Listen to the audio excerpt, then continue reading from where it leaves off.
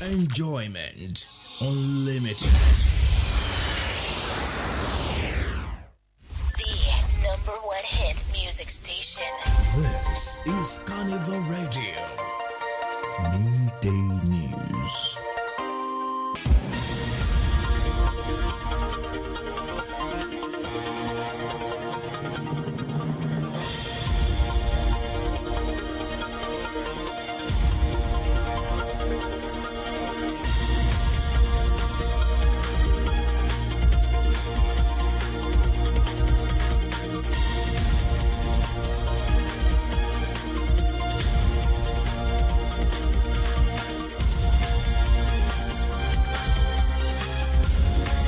Good afternoon and welcome. This is Carnival Radio Midday News. I am Oluwadamilare Padmos.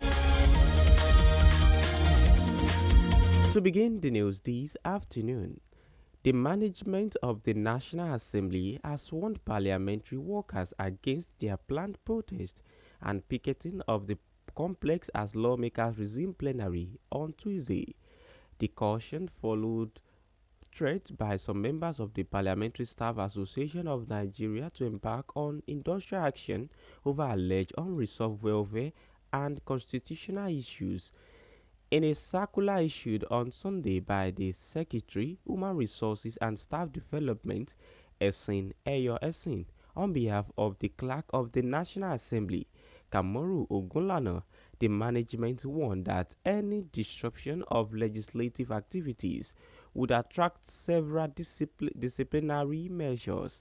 Essen said union membership as voluntary and urged staff to ignore any cause for strike or picketing, assuring them of safety and security within the complex. He stated that management had introduced reforms to boost efficiency and welfare, reaffirming its commitment to transparency, accountability, and staff welfare well-being. Meanwhile, the Group Chief Executive Officer of the Nigerian National Petroleum Company Limited, Basiru Ojulari, says the firm is no cause to raise Nigeria's crude oil production to 1.8 million barrels per day before the end of 2025. Ojulari disclosed this after meeting President Bola Tinubu at the State House in Abuja, where he briefed him on the company's performance, investment outlook, and efforts to meet production targets. He said the NLPCL achieved about 1.68 million barrels per day in September, its highest in 5 years, along with over 7 billion cubic feet of gas daily.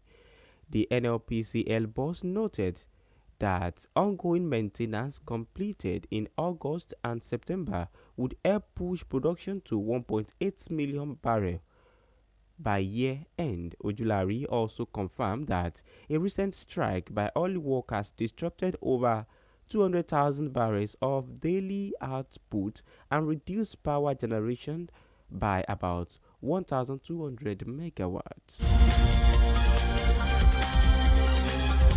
In the meantime, former Kaduna Central Senator Shehu Sani has said that all politicians need to contest elections or secure a political appointment in the country is a secondary school certificate.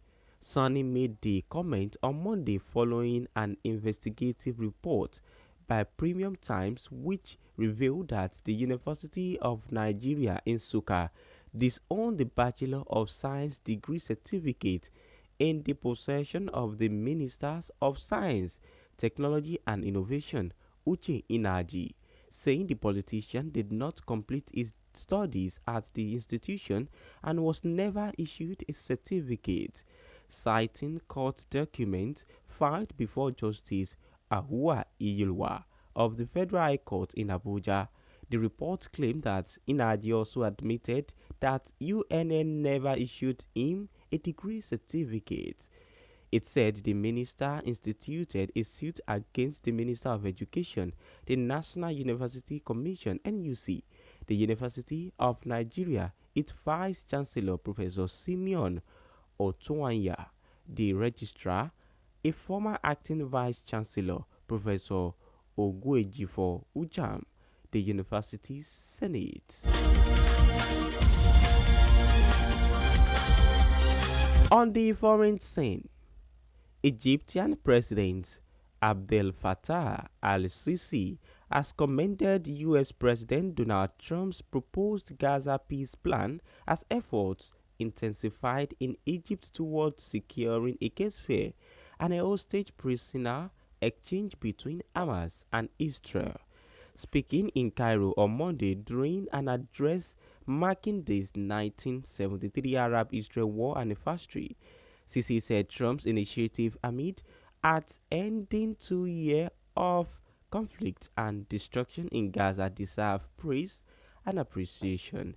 He said a ceasefire, the return of prisoners, and Gaza's reconstruction would pave the way for the creation and recognition of a Palestinian state and lasting regional stability.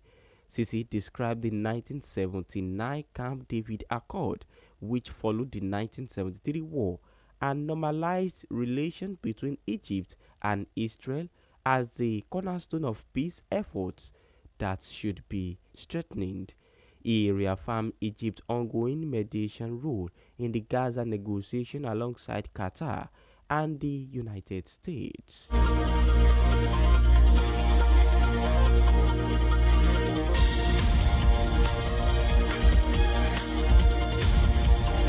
In interesting world of sport, Nigeria's Flying Eagles have advanced to the round of 16 at the ongoing 24th FIFA Under-20 World Cup in Chile, following a hard-fought 1-1 draw against Colombia in the early hours of Monday at the Estadio Fasca de Taka.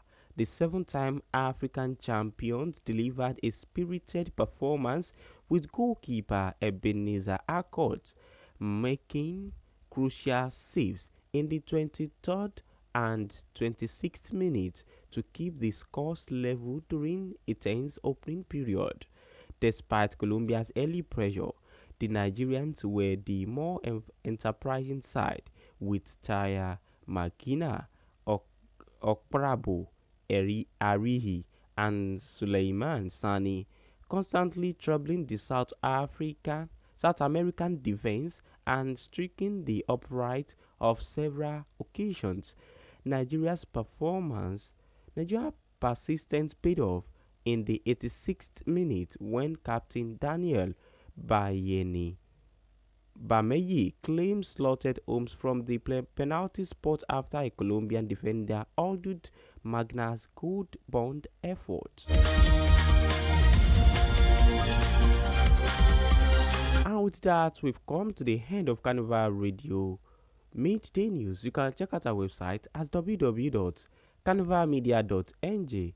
You can also download the Carnival Media app on Google Play Store and the iOS App Store. The news was packaged by Elizabeth Tessie Okemukoko.